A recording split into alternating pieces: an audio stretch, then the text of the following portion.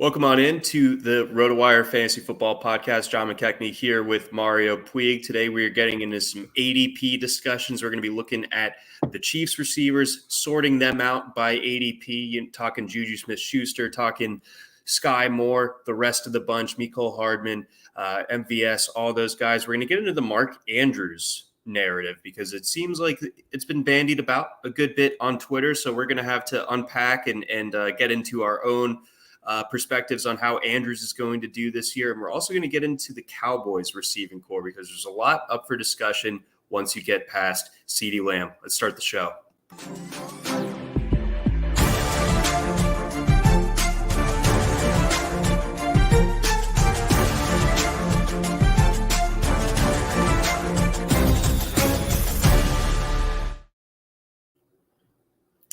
Welcome back into the RotoWire Fantasy Football Podcast. John McKechnie hanging out here with Mario Puig here on this Wednesday, breaking it down, getting into some ADP discussion. This podcast, again, brought to you by our friends over at Dynasty Owner.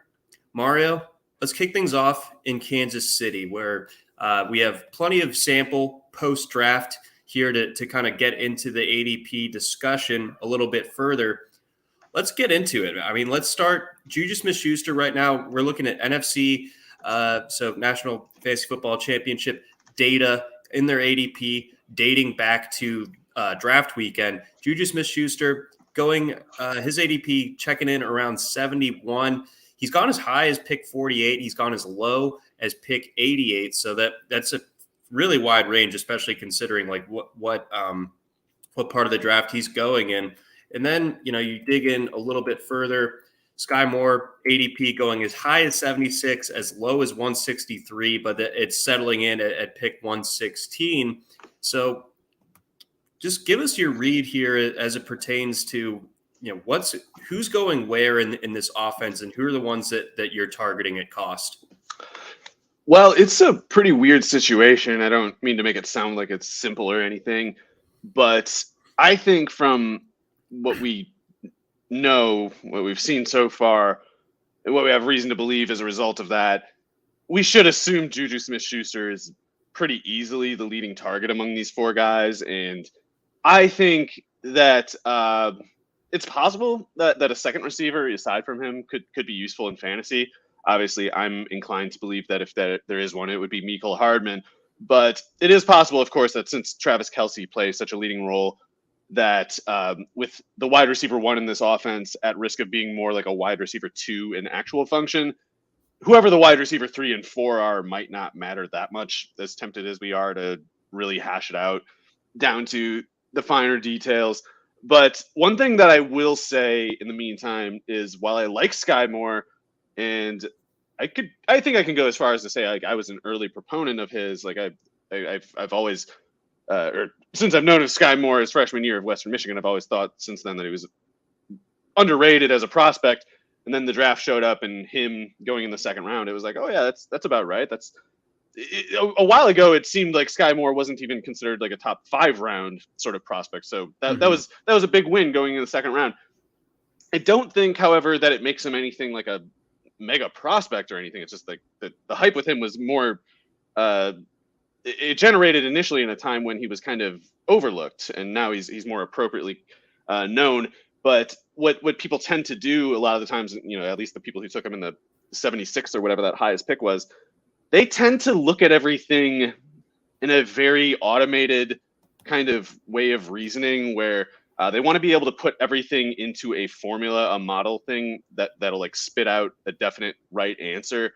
And I don't think that it's true that just because some player has higher draft capital than someone who's already on the team means that, oh, he's just going to plug in ahead of him because that's how the hierarchy, the formula dictates.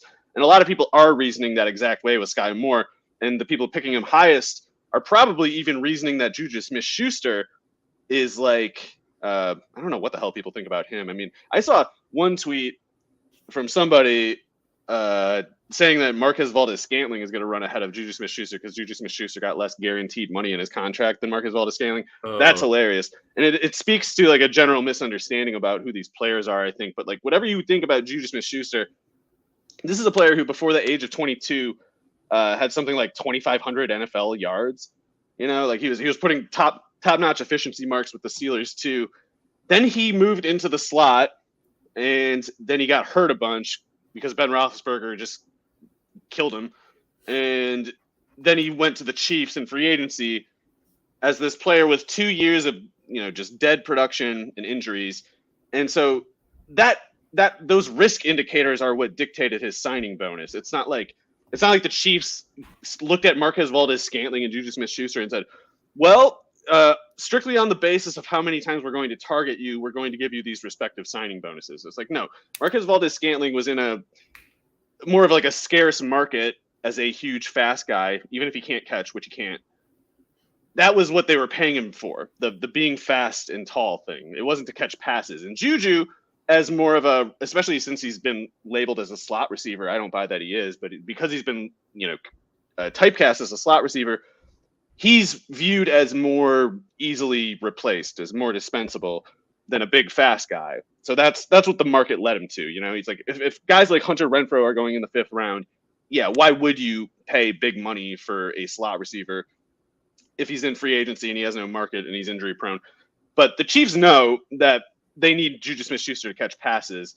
And what it's going to do, or what it's going to end up being, I think, is Juju Smith-Schuster has a big year if his health is provided anyway. Like maybe he just keeps getting hurt. And at that point, it is more confusing yet to me how it could all work. Like it could be Skye Moore who plugs right in. And Skye Moore was initially more of a slot receiver at Western Michigan, even though he's got the wheels to play outside, and he'll certainly do that. But I think Juju Smith-Schuster is going to be mostly an outside receiver for the Chiefs. I think Valdes-Scantling and Hardman are going to be the slot receivers. So I think he's going to just kind of rake. I think if Juju Smith-Schuster stays healthy, I think he's catching, I don't know, at least 90 passes this year. And part of that is because I do think he is the guy that he was with the Steelers early in his career. He was that guy at USC. It's more of a leap to me to imagine Juju Smith-Schuster as being anything other than those two things. Like that's a very Juju Smith-Schuster as anything other than an elite producer is a very recent development, and it only occurred in times where he didn't play due to injury. So I think he's clearly the guy, aside from Kelsey anyway, if he's healthy. And yeah, if Juju gets hurt, that's how Skye Moore can maybe pay off. But I also think even in that case, it's hasty to assume he'll run ahead of Hardman, who people just don't know details about him. Like you can tell if you go around just doing like polls to people about what they think Mecole Hardman's numbers are at Kansas City, I guarantee almost everybody would take the under. Like they don't know how much he generates yardage wise, touchdown wise per snap. They think something that isn't true about him because they haven't paid much attention in the few times they did pay attention. Like in the Super Bowl, it's like he dropped some pass, and then another one, it's like Jamel Dean jumped in front of it, and people blamed him for that. And so they think of things like that, and they don't know the actual stuff of his numbers. And so I think he's clearly the bargain, if there is one, among the non-Juju Chiefs receivers. But even Hardman has obvious limitations. Like he is at risk of being a decoy deep. He's at risk of dropping passes over the middle of the field in traffic. But he's also clearly the most explosive player that they have aside. They added Moore, and maybe he'll be something else. Like Moore could kick ass, but he will need to kick ass to be as good as Hardman has been in the role that he's been in. And Hardman is still even now only in his 5th year playing receiver after playing corner his first year at Georgia and playing quarterback at high school. So him just turning 24, guys with his profile improve all the time. Guys with his youth and inexperience often change the nature of their play over the course of their early development. So I think since he's basically free, Hardman is clearly the one to pick aside from Juju Smith-Schuster. But I also think Juju Smith-Schuster is too cheap because I think if he plays 17 games, he's a wide receiver 1. I don't think there's any doubt, honestly. So let's get into it a little bit further when it comes to Juju Smith-Schuster, because, the usage, again, over the last couple of seasons in Pittsburgh and obviously the injuries, but, I think a lot of people are projecting him as the slot, as like the primary slot option for this offense. And therefore, bumping, guys like Skye Moore and MVS to the outside. And they think that those are the two players to target instead. Yeah, and if he runs in the slot with the Chiefs, that's fine for Juju Smith-Schuster. I mean, Tyreek Hill played mostly in the slot last year. They moved him inside a lot more. I don't know if that was to try to run him at the safeties in the too high, like reasoning that like that way it's one-on-one with the safety instead of double teamed with the safety and the corner both playing zones on him. I don't really know for sure, but they already showed last year that they can channel most of the wide receiver usage to the slot if they need to. So if Juju Smith-Schuster is running in the slot, that's fine. But I think people are wrong if they assume that he needs to play in the slot. He didn't for those first 2 years. He was mostly outside for the Steelers. He moved inside basically when they drafted Deontay Johnson, and I think that was largely to accommodate Deontay Johnson because Deontay Johnson, he's too skinny to run those routes. If they run those Juju Smith-Schuster routes with Deontay Johnson, he's on IR the last 2 years instead of Juju Smith-Schuster. So I think that it was kind of a de facto sort of thing. Like they're like, well, Deontay's got to play outside, so he's playing outside. Chase Claypool is going to be kind of like an all-purpose. He's going to swing between the slot and outside as needed. And Juju will be the slot guy when we have a slot rep because he's 210. He's built pretty well. He's physical. He can do that. What they didn't anticipate was Ben Roethlisberger deteriorating in such a way that he couldn't throw to the middle of the field anymore without killing Juju. Anyway, he couldn't throw to the middle of the field anymore. So I know that people look at Juju Smith-Schuster playing the slot recently as a basis to assume he's a slot receiver, and they look at his lack of production the last 2 years as a basis for assuming he's some kind of bum, apparently. But no one was producing with that slot receiver role because Ben Roethlisberger couldn't set his feet fast enough to throw those routes. And even if he did, he knew they would get picked off, which is why, and I talked about this a lot, I don't know why more people don't notice this. Ben Roethlisberger would frequently catch a snap and just chuck it at Deontay Johnson because he'd look at the middle of the field and he'd be like, I don't really know what's going on there. I know it's not good. I know I can't get the ball through it, whatever it is. So we're going over there. That's how it worked. And people who are incurious to actual football events and certainly tape of football games will look at those target numbers and just say, like, oh, he alphaed. Like that is not how an alpha receiver looks. An alpha receiver can post baseline efficiency above the team they play for.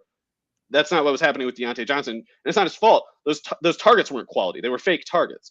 So it's just extremely wrong, I think, to assume anything in particular about Juju Smith-Schuster based on the last 2 years. It's a totally contaminated sample, I think. And the current ADP seems to base everything on that. Like, it seems like even to the extent that which Juju Smith-Schuster is drafted, it's sort of like the drafters are in question are just kind of going like, oh, hell, he's on the Chiefs. Maybe it'll work. I don't know. There's no one you can tell that the ADP for Juju Smith-Schuster no longer believes that he's actually a good player, but he is. Right. No, I think that's a really good way of summing it up. I think that, the public has pretty much soured on Smith-Schuster because of the way that these last couple of seasons have gone. I guess the last 3 seasons, really, because he's still like 25. And I know he's been in the league. He was 20. I don't think he turned 21 until like the November of his rookie year. And he still barely missed 1,000 yards. And did they still have like a man? Who the hell? He was not the wide receiver 2 that year. And then the next year he was the wide receiver 2 and went for like 1,400 yards with superb efficiency. And even if you believe Antonio Brown drawing coverage was the main reason he did that, it's like, okay, well, the Chiefs have Travis Kelce and he has Patrick Mahomes as his quarterback. He did it at USC too. It's not like this is a recent thing for him. Right. No, I remember back in the early college football. People thought he was going to be like a top 5 pick until he ran a 4.54. Exactly. Like he was as bankable as they got back in college. Like he was sick. So I hope he taps back into that. I hope he, is able to stay healthy for this season. I mean, there's obviously just so much potential in this offense. What does this offense really look like? Because you can't just replace Tyreek Hill 1-to-1. Right. Like that was such a perfect They're going to have marriage. to look different. They're going to have to look different. And I think they might run more than people want them to. The reason I'm not concerned if they do is because I think it'll work really well.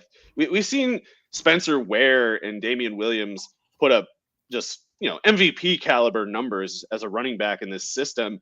And as much as that certainly had something to do with Tyreek Hill, I think it more so has to do with Mahomes. Like even if Tyreek is out, Mahomes will scare to death any defensive coordinator. they're not just going to approach the Chiefs now like, we can suicide blitz. It's easy now because there's no Tyreek Hill. No, you play that too high anyway. And when you're playing that too high and when you grant so much space underneath out of the solidly based paranoia that you need to stop the deep pass against him, what that does is, and I think Kareem Hunt benefited from this too, like it just makes it easy to play running back on this team. That's why Jerick McKinnon and Darrell Williams were putting up numbers. People who don't watch the games or looking at the numbers like, wow, they're running all over the place. Like, no, the defense is not anywhere near them because they don't care and they shouldn't. Mm-hmm. So I think that if teams are going to defend you that way, you should say, well, to hell with you. We're going to bash you with the run game between the tackles until you bring one of those safeties up, and then we'll kill you deep again, and then we'll just win and you won't be able to do anything about it. Whereas last year, especially when Clyde Edwards-Helaire was hurt, they couldn't really call the defense on that bluff. The closest they came was that game, a couple games where Darrell Williams would catch like 10 passes for 100 yards every time uncovered underneath. And more than those plays, they would stand to benefit from play formations with personnel combinations that are the same as when they're throwing deep, but then run in those situations. Like you want to run from the same looks that you need to throw from, because the defense has to respect both in that case. Whereas it was more like you could kind of tell they weren't going to run when they would put Jerick McKinnon on the field. And over time, by the way, they would have adjusted to those underneath passes even eventually, but they weren't respecting the run. And not that it's the same thing, but you can remember a couple of years ago with the Seahawks when they fell apart in the second half of the year, Tyler Lockett was like, well, yeah, the defense started doing this stuff. They started sitting on our routes where we were killing them in the early, 6 weeks or whatever it was. But then defenses started sitting on our routes and we couldn't make them pay for that. Like that's like the tension point that the Chiefs are at, I think. And Ronald Jones isn't very good, but he's definitely good enough to run in that situation. At least if Damian Williams and Spencer Ware are, so is Ronald Jones. And Clyde Edwards-Helaire has been effective as a runner. He's just been hurt a lot. So the way I see this offense going is Clyde Edwards-Helaire getting like 8 to 10 carries per game, Ronald Jones getting like 10 and up to 20 as needed, depending on the game flow. And this is another reason, by the way, I'm a little skeptical that there will be a wide receiver 3 producing in this offense. I think Clyde Edwards-Helaire, because he's the only one who can play passing downs, is going to play all the passing downs, which is to say he's going to get all those reps that went to Darrell Williams and Jerick McKinnon last year, losing some of the run share to Ronald Jones. But I think Clyde Edwards-Helaire is a much better candidate, I should say, to be the third leading reception leader behind Kelsey and the wide receiver 1. I'm assuming Juju, of course. But I think he's a much better bet to clear like 60 receptions this year than Skye Moore is. Okay. All right. That's they're gonna have to move to the backfield a little bit. And I also like Isaiah Pacheco as far as that goes, because he's if you give that guy space, if you don't try to play the gaps against him, I mean, he's definitely fast and he's definitely going to run hard, and he's not going to go down easy, especially if you let him get 5 yards of steam going. So I think they could kind of go wild on the ground this year, even though no one respects the running backs really. Yeah, that's a really good point. All those running backs are obviously relatively cheap at cost. I guess rounding it back out for best ball, in years past, it became essentially impossible to pull off the real Chiefs stack unless you had a third round reversal where, again, I'm talking about Patrick Mahomes, Travis Kelce, and Tyreek Hill with your first 3 picks. That's what you'd have to spend it on. Obviously, that's different this time around. Are you entertaining the idea of going with some Chiefs stacks now that it's a little bit more affordable? Obviously, you're going to have to spend your second and third on Mahomes and Kelce, but when you can wait till the 6th, 7th round to get a Juju Smith-Schuster, you can wait a little bit later for Skye Moore, or maybe not that much later, as we just established. Is that something that you're gonna test out at all? If there's a part that I can't get on board with, I mean, it could be Kelce. Don't get me wrong. If you do, you got to take him at like 12 at the latest. Still, I don't even know. Pretty much. Okay.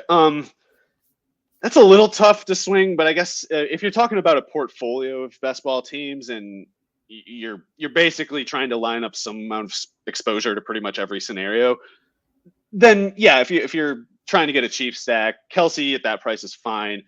More likely the hang up for me would be Pat Mahomes. who I have no doubts about him at all as a player, but the price, I'm not that inclined to take a quarterback early anyway. So subtracting Tyreek Hill, I don't know if I'm going to want to make the Mahomes pick. It's like if he pays off as a part of that stack, I think it would almost require like other quarterbacks getting hurt or something like that, and that stuff happens, or other quarterbacks, or the bargains that we're counting on. Sometimes they fall through for reasons that aren't really their fault and that we couldn't anticipate. But I feel like Mahomes anywhere before the 5th round is just kind of begging for a bit of a dud pick there. No, that's a good call, and especially if they run more. See, yeah, and there's just going to be less of those big, game shifting, long touchdowns and things like that. So also that defense could get better. Like they might not need there are plenty of games over the past few years where Mahomes went totally nuts basically because the defense didn't show up. And if that happens even this year, he'll still be Pat Mahomes in those cases, but they might not have as much pressure to score quickly basically as in past years. No, that's a really good point too. So suddenly that, it's too bad. I had gotten used to this Chiefs offense just being this constant, you can tune in and, they're the most fun team to watch every single Sunday. It's going to look pretty different this year. I think they're still going to be awesome. I think they're going to be a healthier offense this year because last year Mahomes still had the volume, obviously, but there were too many cold stretches. There were too many stretches. They couldn't get out of their own way for a really large chunk of the season. They're, obviously like that game against the Bills on the Sunday night game was not the playoff game, of course, but the regular season game was kind of like the nadir of their season. There are some other just kind of weird games where you're like, okay, all right, like the Chief stack is cheap in DFS, blah blah blah, and there was a reason why. It just they kind of dudded out several different times there. Before we jump on over to our next talking point here, we got a couple of messages here. First one from our friends over at Blue Wire. And a message from our friends over at Dynasty Owner. Do you love fantasy sports? Are you ready for a new challenge this year? Dynasty Owner is the new way to play fantasy football with real NFL salaries, adding the strategy of running an actual franchise. Dynasty Owner provides a unique and challenging experience that will test your skills as an owner and general manager. You will have complete control over your team's future. You can build through the draft, make trades, sign free agents, and manage your team's salary cap. Can you create a dynasty of champions? Sign up now at dynastyowner.com and start building your dynasty today. All right, Mario, onward. We were just talking about a premier tight end in Travis Kelce. Let's get to the other guy who has his hat in the ring as far as tight end one is concerned for this year. That's Mark Andrews of the Baltimore Ravens. I thought you were going to say Dalton Schultz for a second. It should have been really fun. But yeah, Mark Andrews. You're spoiling the ending of the show. I know. Sorry. But yeah, Andrews obviously takes on a huge, kind of a career year last year. The previous 2 seasons were obviously really good, really efficient. Had missed a time here or there over those previous 2 seasons in 2019 and 2020. Plays every game last year. The snap count, and this isn't just because of the Ravens having an extra game last year, but he played 884 offensive snaps a year ago, goes over 100 catches for the first time in his career, 9 touchdowns, 8.9 yards per target. So despite the increased target volume, almost doubling from his 2020 total from 88 to 153, he still produced almost a yard better per target over the course of last season. And I think, it's fair to say that it's hard to replicate that. It's hard to do that 2 years in a row. And that's obviously going to be a challenge for Andrews. But I think that, the way that this team is set up as far as its receiving personnel is concerned, better for worse, like he's going to need to be handling 8+, 9+ targets every single week this year. And I think that there's a long enough sample of proof that he's able to produce crazy numbers with that crazy volume. Yeah. So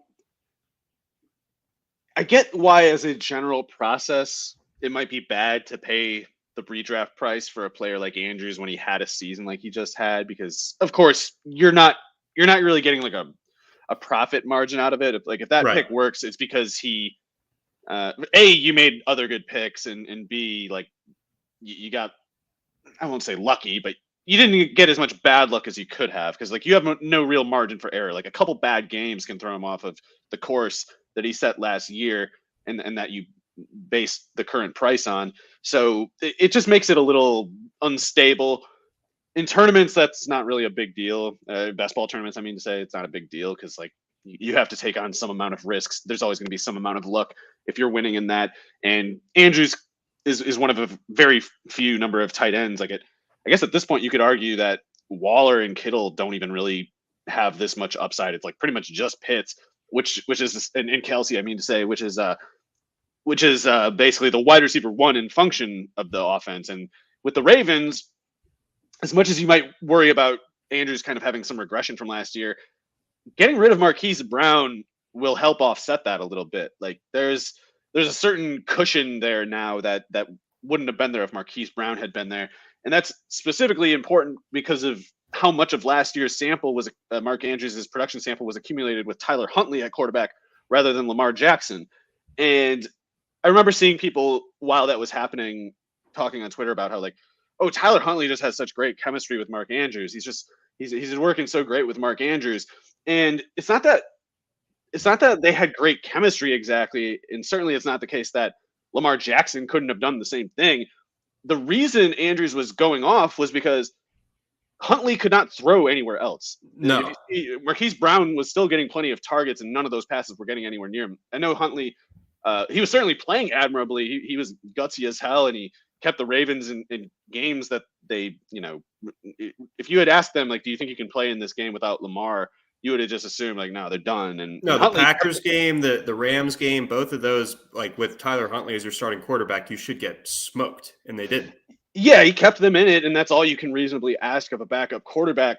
But he was awful as a passer. He can't throw in the NFL, and he could only throw to the middle of the field and not very far down the middle of the field. So when he'd throw to Marquise Brown, being an outside receiver, downfield-oriented receiver, it was kind of like someone trying to just punt at him or something. Like it just wasn't working.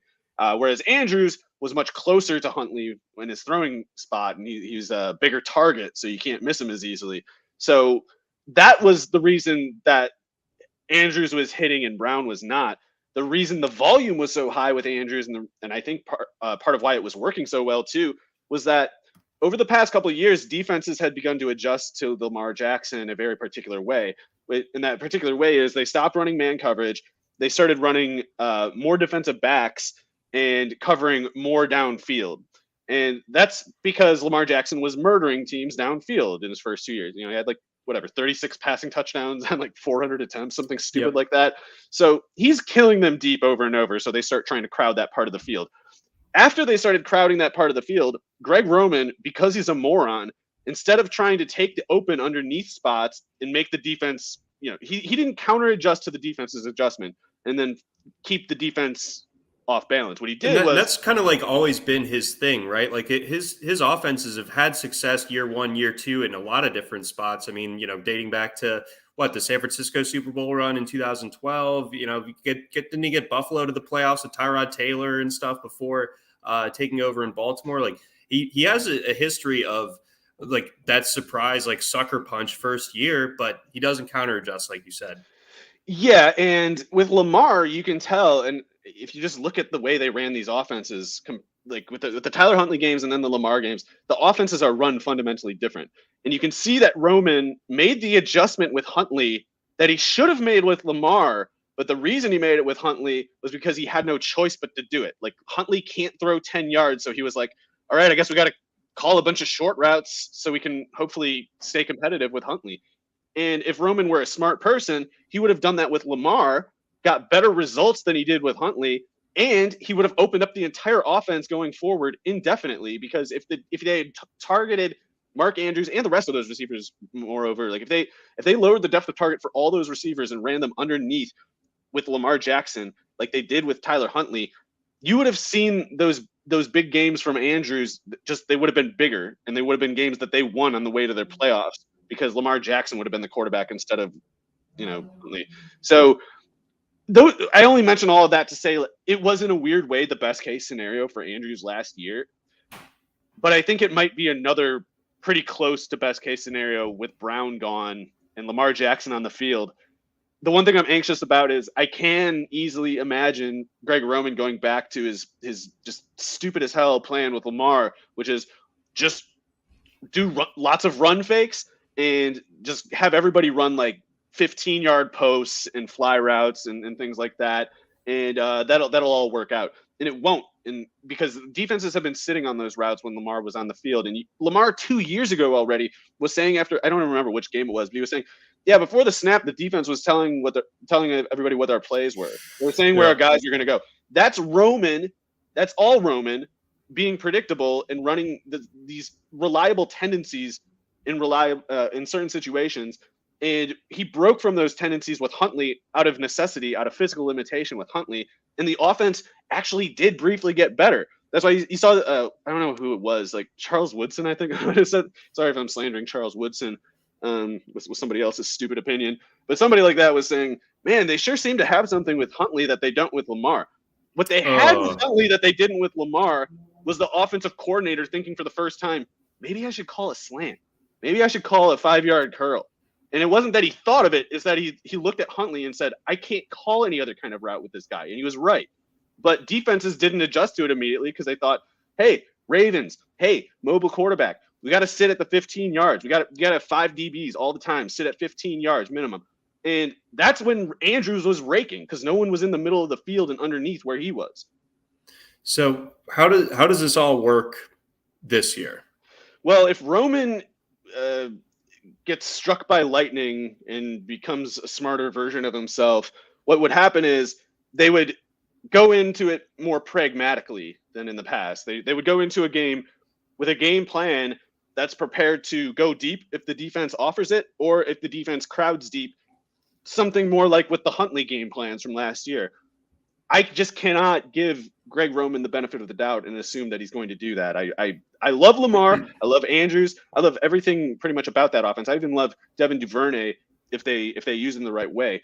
But all of that depends on Greg Roman, and I don't know how to put it all together. And I just can't assume he'll do that. So with that said, in Andrews' very particular case, I think they are so dependent on him as the functioning wide receiver one in light of that Marquise Brown trade that the volume will be there again target wise, and it would take him falling off efficiency wise to disappoint. And I'm only able to go to a certain line with that even, it's like, I think even if the defense knows where Mark Andrews and Lamar Jackson are going on a given play, those two can still beat the defense more than most tandems. So, and I think that's exactly what's been going on. Even when Lamar has had clearer success than he did last year, I think that was like, basically the defense just kind of knows like, all right, well, we got to watch the run threat. And if we account for that, we got to make sure we didn't, lean too far forward and let Andrews pass us or Brown pass us. But they're only going to go to these two spots. And it's like, you can still lose surprisingly easy because in that one moment where you see the fake, if you think it's actually a run and you guess wrong what it is, like, you can give up that pass even if you knew where it was going. So it's concerning with Roman, and I think it precludes the best case scenario.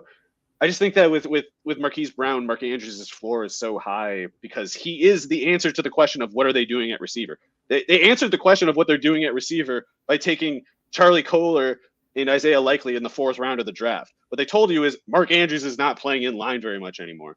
Mm-hmm. No, exactly. So I think you framed it right in the sense that there's the profit margin sense, like because you're going to have to take Mark Andrews probably like late 2nd, early 3rd round, depending on the format.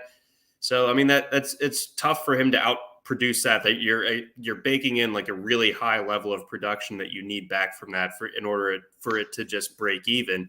What are your thoughts just like when it goes back to this offense? Because there's so many things that are kind of inapplicable from last year. The defense being terrible and having injuries everywhere. And then, the backfield, if it's back on track to where it was in 2020 or 2019, what does that do for the overall health of this offense? Yeah, so as much as I obviously am quick to bash Greg Roman, part of why he was shown so conclusively for a fraud last year is because those running backs got hurt. talking about Dobbins and Gus Edwards, and I'm including Gus Edwards. I know a lot of people like to look at Gus Edwards and be like, "Oh, he's going to get cut now because he tore his ACL. He's an undrafted draft capital." That's like, crazy. Man, they can't find anybody to do his job as well as he does it in that offense. Like, people are just so stupid about this sometimes. Gus Edwards is a total hammer and an automatic 5 yards to them between the tackle. If they need 5 yards, he gets it. There's no question about it. And that's not something that NFL teams just dispense with because what was it, like someone thought like, oh, this undrafted guy had a higher grade from PFF in college and he's going to come in and win. It's like, no, that unless you think that guy's taking 150 carries and giving them 750 yards, he is not taking Gus Edwards off the field. So what the deal is, though, is some of those looks last year when the defenses are putting 5 DBs on the field and Lamar's dropping back to pass and he's just like standing there. No one's getting open. He's waiting. And eventually, in the second half, he just starts running, and that's when they would score all their points in the first 6 weeks or whatever it was until he got hurt. In those situations, having Gus Edwards and J.K. Dobbins will make the defense pay for that. Because if they want to run zone coverages with 5 DBs, there's only so much accounting for the gaps that you can do with how you align the defense without giving away the coverages, which defeats the entire purpose. If Lamar Jackson guesses right what your coverages are before the snap, it's a touchdown. So you have to make sure that he's spending a second or more after the snap waiting to see where the coverages drop. And if you're doing that, you're not specifically lining up your defenders over gaps. And if you're not defending your gaps against Gus Edwards, he's breaking through your safeties. So they have to account for gaps more. And if they don't take their gaps seriously, some of those plays last year where Lamar Jackson got the ball instead and just, patted the ball for 10 seconds and ran around after that, those instead will be carries to Dobbins and Edwards that go for 10 yards or more until the defense brings in the defensive backs a little and starts playing more gap defense. Those runs will be there. Players like Dobbins and Edwards will get them. Guys like Tyson Williams and Devontae Freeman and Le'Veon Bell couldn't. So they couldn't make the defense pay for that stuff. They couldn't make them play honest defense, basically. This year, they'll have to play honest defense. They'll know more or less what the route combos are, perhaps, when they do call pass plays. But if they don't put a run-viable defense on the field and the Ravens run it, they'll just get their asses kicked all day. Yeah, and the offensive line should be better this time around. First of all, there's no Alejandro Villanueva out there anymore. You replace that. I think Ronnie Stanley should be back and good to go. And I hope so. Hopefully, that injury, like as the ink was drying on his contract, that was brutal. I mean, I'm glad he got paid. I guess. I know it's not good for your Ravens, but yeah, man, that is. They're putting a lot on him, so I sure hope that they're right to be optimistic because I don't know what they think their plan is. And last year, though, they already blew it. It's like last year they were in that position and they had Villanueva. I hope they're not just whistling past the graveyard again on that. No, and so we'll see. But anyway, Linderbaum at center, like they couldn't. Yeah. I don't know who the hell was their center even. There were so many plays where Patrick McCarry. Yeah, there were so many plays where Lamar's picking up these ground balls, like in the shotgun. McCarry. Hopefully those days are done now. Yeah, and I guess Bozeman was in there a bit. I mean, it was like a mess outside of like Kevin Zeitler last year. But you bring it. They brought in Morgan Moses. The offensive line needs to work for any of this to work. I think. And having those running backs will help though, because one thing the data-brained people never pick up on is, I should say the pass-obsessed anti-running back people are slow to pick up on, is that if you ask a defensive lineman or a linebacker what they like to do, they'll tell you something like, I like to pursue, I like to chase people. And it's harder to chase people after you've been run blocked a bunch of times in a row, and including the quarterback. It's hard to chase the quarterback on a passing play, even if it's 3rd and 9 and it's that you're rushing the passer. You're not going to have as much juice in that situation if you just had to defend the run 8 times before that, because it's a fundamentally different experience as a defender. When you're defending the run, the offensive line is attacking you. You have to try to figure out where the ball's going as people try to push you backwards. Whereas on a passing play, they don't engage you because they're sitting back and trying to stay in front of the quarterback. It's a lot more stressful emotionally and physically. You literally just get punched and pushed around a lot more in the run game because you're not pursuing, you're being pursued. So you take some juice out of the pass rush for Lamar when he's going back to pass if you get 40 yards out of Edwards and Dobbins on that drive before he throws it. No, totally. So it should look different. I think you lay out a really good case as to Roman needing to make the counter adjustment, and history has shown that he isn't really good at that. But I think at least this year, maybe he finally turned the pieces are corner more at so like in place. 56 or whatever he is. If he logged on to twitter.com and searched the posting scout, I think he'd really change his tune. Listener Johannes has a couple comments here regarding Charlie Kohler. So Raven, I guess that's Eric DaCosta probably, or he's more like the GM, right, I guess. Yeah. Says that Kohler in the Ravens scouting eye said that he had similar traits to Andrews in his route running, spatial awareness, that kind of thing. And they expect him and Isaiah likely to both be like the F tight ends in this offense. I will say when it comes to the rookies, because it is interesting when you look at how like just kind of bad this receiving core is outside of Rashad Bateman. And yes, like we have optimism for Devin Duvernay, but you got to call it what it is at a certain point. Like that right now on paper, this is a bad receiving core, right? So, so if Andrews is not in it, it's bad. Yeah. Right. So you look at Andrews, they go ahead and they spend 2 draft picks on the tight ends. I don't know who I think is going to be the one that wins out, but I think that there's some passing game work possibly available for one of those two. I'm just not sure which one it is. Yeah.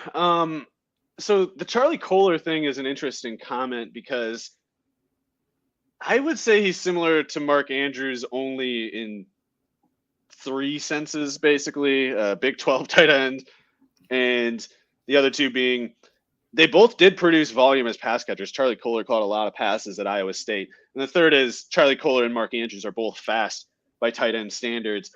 I actually think there's a pretty big divide between the two in terms of, I don't know, it's something to do with skill and like technique, I guess. But I think Charlie Kohler is a lot more like a player like Dan Arnold than Mark Andrews. And by that, I mean, Dan Arnold is a pretty athletic guy and he can make some catches, but he's also kind of off rhythm all the time. And he doesn't really, he never just looks sharp on the field. Even his catches that he does make, it's like everything feels like he's just falling down all the time. Charlie Kohler, I don't think really knows what he's doing as a receiver. I think in the Big 12, he just kind of showed that if you're 6'7" and run a 4.62, you can generate a certain amount of production because you're just so big and fast compared to the people trying to defend you. I think he's more of like a rotational backup in the NFL, and I don't think he can do many things that Mark Andrews does. But as far as Kohler and likely both being more pass catchers than blockers, that is true in the general inline prototype sense. But what you can do with guys like that is run a lot more jumbo formations. You can even run like a 3 tight end kind of thing where it's like Nick Boyle, by the way, is the blocker. He's a different subtype of tight end than Andrews or likely or Kohler, and he's going to be the inline guy. He's going to be their Lee Smith or whatever. I don't even know if he's really like good. I mean, they had to restructure his deal. They draft 2 tight ends. He played 31 snaps in his first game back last year. Didn't play more than 20 the rest of the way. Like I'm worried that knee injury he had against New England. I mean, if he can't play, then they don't have actual tight ends. He's their only actual tight. Even Andrews is not a real tight end. He's a just, big receiver. I mean, they can either be wrong about Boyle and have to sign somebody else, or they're going with Boyle. I mean, he's a different position than those other guys. So if he can't play, they're going to have to, I don't know, run a 4 wide offense with tight ends at the slots. I don't know what they think they're going to do. Right. I don't think they're going to do that. But in any case, it is a lot different to have 2 tight end reps on the field blocking and have those 2 guys be maybe more receiver types such as Kohler and Likely. And it's another to have only 1 tight end rep and have that tight end be Kohler or Likely. What that does is it just gives them more flexibility and just like putting mass on the field. And I think that can only really be utilized toward giving Andrews more wide receiver reps. Like I think they could have a formation where it's like maybe Kohler and Likely are on, the weak side, the strong side as tight ends, one of them in line, the other to the outside of him. And then Andrews could be the one receiver on the weak side. And they could have an I formation behind those people, like with Ricard and the run game, stuff like that. They could go to just like a mega jumbo offense. But whatever way they do it, I can only see it working toward the end of giving Mark Andrews consistent wide receiver function, which is what he needs to offset the likely, regression in his efficiency or whatever from last year.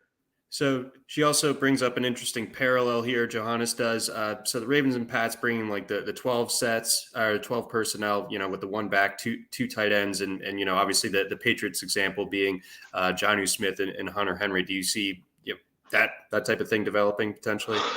I don't know. I mean, if the more Kohler plays, the worse for Duvernay and Prochet, I guess we can at least say. Because I don't think he's really taken anything from Bateman or anything, and certainly not Andrews. So they could do that. I mean, I guess we'll see. The people that I know who I tend to outsource my tight end blocking judgments on. I don't know anything about blocking.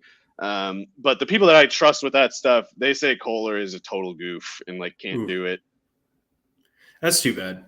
But he can be a better Dan Arnold because Dan Arnold, whatever, he sucks, but he could have been good at some things if he were different than how he is, and specifically if he were 25 pounds heavier, like Kohler is. Kohler is as fast as Dan Arnold and 25 pounds heavier, so that matters, even if he doesn't have any idea what he's doing. Like, you can get away with not knowing what you're doing when you're bigger and faster than everybody.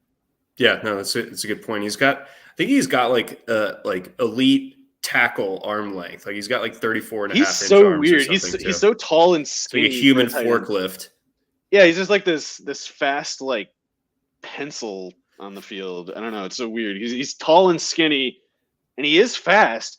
And what, I don't know, the Iowa State tape that I was watching just felt like he was just kind of just stumbling everywhere all the time. But he was putting up numbers and being 6'7" and running a 4.62.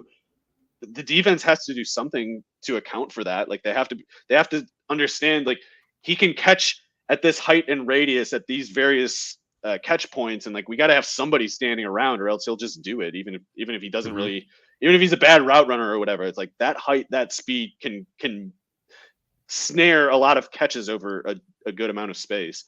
Right. Yeah, it's a pretty serious catch radius that he's bringing to the table. So that was quite the discussion on Mark Andrews. So let's give it a TLDR, but in audio form. Yes or no on Andrews this year at cost? Definitely not no, but I would want to maybe contain the exposure, at least unless his price drops at some point. Not that I can imagine why that would be. Okay. All right. That works succinctly. Let's finish things out. Let's get on over to Dallas. So Amari Cooper gone, obviously. CeeDee Lamb, of course, now one of the top receivers going off the board. He's a lock, mid-second round type of guy. ADP just pretty much in that same range as Deebo Samuel. And he kind of marks the end of a receiver tier. Sorry for stammering there for a second, but after you get to CeeDee Lamb at roughly ADP 17, you get to Kamara, Andrews, as we mentioned, Leonard Fournette, Chubb, and then Tyreek Hill is the next receiver. So that seems to be the formation of a draft tier as it pertains to the receiver position. So I mean that obviously CeeDee Lamb, if you want him this year, it's going to cost you. But I think that he's all the rationale is there for him. Having another terrific season, of course. But where does it go from there as far as this receiving core goes? Because Michael Gallup is back, Cedric Wilson is gone, but Gallup is coming off that late season knee injury. That they bring in James Washington, but I couldn't be more out on James Washington. And then they bring in Jalen Tolbert, who I liked a lot and can play both slot and outside. I thought that he was going to go higher than he did personally, but I think that sneakily, there's a way that Tolbert does well this year because, again, the two stumbling blocks ahead of him being a guy who I don't think is very good in James Washington and a guy coming off an ACL. Yeah. This is a tough one for me to think through because I'm high on a few of the players. Like I'm high on Dak. Love CeeDee Lamb. I think CeeDee Lamb as a talent is just awesome. I think he's very close to the Justin Jefferson, Jamar Chase kind of understood level of talent. Not that I'm saying he's as good as them. He's probably not, but I don't think there's that much gap. I think CeeDee Lamb can be a total monster. And I think the reason that he disappointed late last year didn't have anything to do with him. I think it had everything to do with Mike McCarthy and, in a sense, Amari Cooper, because they changed up their target tendencies a little bit in those final like 5 games or whenever Amari Cooper went to the press and was like, I'm not getting enough targets. And he was right to say that, but that just leads back to, uh, I guess, the initial point that Mike McCarthy, Kellen Moore, whoever's fault it is, they were not running that offense well. And because they are not doing the offense well in some of the ways exactly the same as Mike McCarthy didn't do it well in Green Bay, I'm inclined to blame McCarthy. But that doesn't really matter for CeeDee Lamb if McCarthy is still the head coach because either Kellen Moore can usurp him somehow or he's going to keep deferring to McCarthy's judgment, which is awful. But what they would do last year, and this got really bad, if I remember right, it was definitely against the Cardinals, and I think the other game was against the 49ers. And both of those teams were down to practice squad corners, especially the Cardinals. They were playing like Antonio Hamilton or something like that at corner. And Amari Cooper, to get more targets, was kind of playing a little bit more slot than CeeDee Lamb. And just as a general tendency of the offense, they would usually send CeeDee Lamb pretty far downfield, like 12 plus yards. And that would be the case regardless of what these defenses were presenting. And in the case of the Cardinals and the 49ers, because they had these backup practice squad corners on the field, they were playing off coverage. They didn't want them playing press, bump, and run coverage because they knew they couldn't do it. They knew they'd get smoked if they tried to cover these receivers with these corners. So they said, well, the hell with it. We're not going to try to cover you. We're just going to sit back and off coverage, especially because every single snap CeeDee Lamb's running, 12 yards or so. We're going to put our corner at 10 and tell him not to budge until CeeDee Lamb's within 5 yards of him. And then we're going to tell him, like, just cover your third of the field. And because CeeDee Lamb was running these routes that took 2.5, 3 seconds to develop, and because these corners were only sitting in parts of the field where it would take 2.5, 3 seconds to get to that depth, CeeDee Lamb was just running into coverage over and over and over.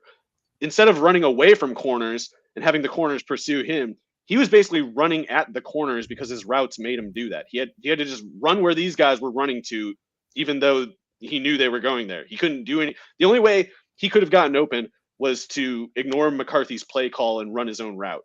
So that's at once not his fault and also potentially an enduring obstacle because McCarthy, instead of being fired like he should have, instead of never being hired like he never should have been, he's in charge still. And until that changes, what reason do we have to think that their approach will change? Now, the offsetting thing is, of course, Cooper is gone. Gallup is hurt. I also think Gallup's generally a little overrated. Like, I think he's fine. I don't think he's truly good exactly. I think he's more like an average starter, like a non-liability kind of starter. Week 17 ACL tear. I don't know what to make of that. James Washington and Tolbert are interesting, of course. I guess what I'll say on CeeDee Lamb is I am generally inclined to buy because I think he's so good, and I think Dak is really great. And if those two are really working closely together and Dak's doing kind of like hot route stuff with CeeDee Lamb that he isn't the other receivers, I can imagine him going off, like league receiving title kind of going off, especially if they move him around, if they use pre-snap motion, if they call a variety of route depths. If they just make him run 12-yard posts over and over and the defense knows it, that could have a diminished return. But at the very least, there should be like 3 more targets per game or 3 more targets per game to hopefully offset that. So I'm inclined to buy Lamb up to a certain exposure point. So Johannes is bringing up the point that T Higgins being cheaper, maybe go after someone else in a CeeDee Lamb's range, and then circle back at the beginning of the 3rd round and go after T Higgins. Yeah, I love Higgins too, and the other qualified candidates in that range of the ADP is the only reason I'm slightly hesitant with Lamb. Like I want Lamb exposure because I can so easily imagine him raking if he can break from McCarthy. But there's also good players in that range who are similarly talented, including Higgins. So I would keep the exposure limited to a certain percentage, but I'm not. I don't know how to say this. I'm kind of concerned for the Dallas offense in general. I don't know. I don't know if they know what they're doing, and I don't know if they're prepared to do something different than last year.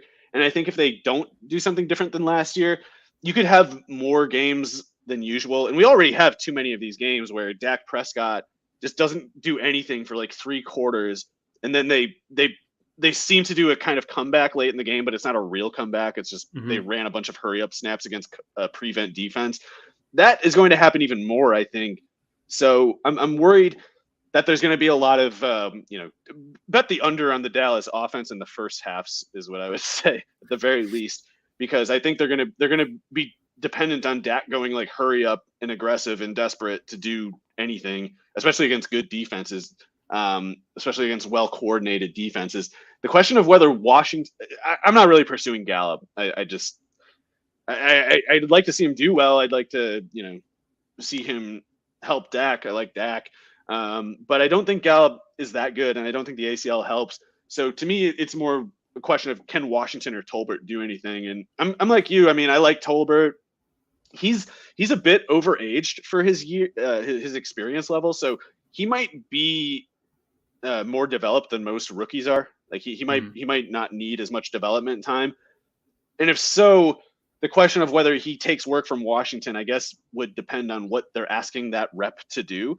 Because there's certain things that Washington just cannot do as well as Tolbert. And I would say like underneath stuff, especially like Tolbert's a really good route runner. He can create separation underneath, even though he's kind of like a deep ball guy at South Alabama. It's like he can definitely work the intermediate and the underneath. Whereas Washington, I don't think can. Like maybe he can take like a bubble screen and do something underneath, but he can't.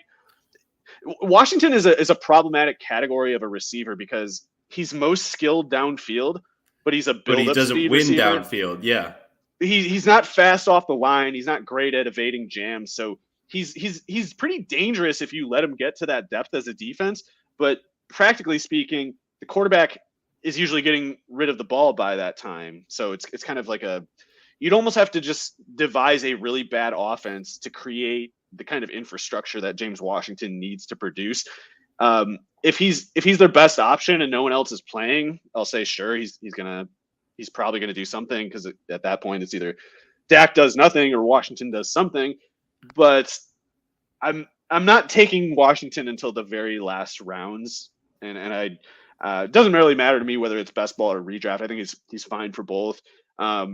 In redraft, you can just cut him if it turns out he's the wide receiver 4, and then in best ball, if he's the wide receiver 4, it's fine. I mean, he's going to have like a couple long catches, a couple long touchdowns, and in best ball, that as long as that stuff happens, it's not a huge deal that he's inconsistent the rest of the time. But I do worry that Tolbert's just going to basically beat him from day one. Yeah. So do you have some interest in Tolbert as, someone that, will, say you're getting into like you're filling your last 3, skill positions. The only reason I'm not, the only reason I haven't like gone in on Tolbert, I guess, is because I'm pretty agnostic about the whole thing. Like to me, it's like Gallup, Tolbert, and Washington are all kind of an equal toss-up, and I don't really know. I don't really know how we're supposed to discern them. But Tolbert is the one they need to use of those 3 if they're looking for underneath and intermediate stuff. And I don't know if Tolbert can play the slot, then that too, because I guess Washington can line up in the slot. Maybe Gallup can too. I don't know. But they're only running like posts and fly routes and corner routes. They're not running slants. They're not running across the field. They can't do that. So if they need that rep to do that, then it has to be Tolbert. See, so but I'm interested. I'm not. Somebody's going to do something. It's like hard to tell what Dallas is going to try to do, basically, because I like Tolbert. I've liked him for a couple of years now. I'm probably not going to be the guy setting the new min on him, but there are definitely some receivers that I think in best ball I would want some exposure to both of them. Yeah. Yes. And I guess you could have them. Hell, if they're cheap enough, you can put them on the same team even. There it is. I'll say this, I'll probably have it relatively same ADP, both rookies. I'll have a lot more Tolbert than David Bell probably. Yeah, I'm on board with that in large part. I don't think Deshaun Watson's playing this year, but that's a different subject. Yeah. And I don't think Baker's playing for the Browns either. It's whoever the hell else they got laying around. Dang. So that all those Look, Browns Super Bell Bowl in 2023, futures. I'm pretty interested. I still think he's probably pretty good, but Tolbert, it's like Dallas needs him for certain play concepts, and maybe they don't run those play concepts, but if they do, they're not getting anywhere with Washington and Michael Gallup running, like 8-yard in routes from the slot. No. So Tolbert, keep an eye. If he wasn't on your radar before, he should be there now. Thanks everyone for tuning in on the live stream, and thanks everyone for listening to the RotoWire Fantasy Football Podcast. Again, presented to you by Dynasty owner for Mario Puig. I'm John McKechnie. Thanks for checking it out. Try RotoWire today, free for 10 days. Get our premium tools, rankings, analysis, and breaking news alerts. No credit card required. Go to rotowire.com/try.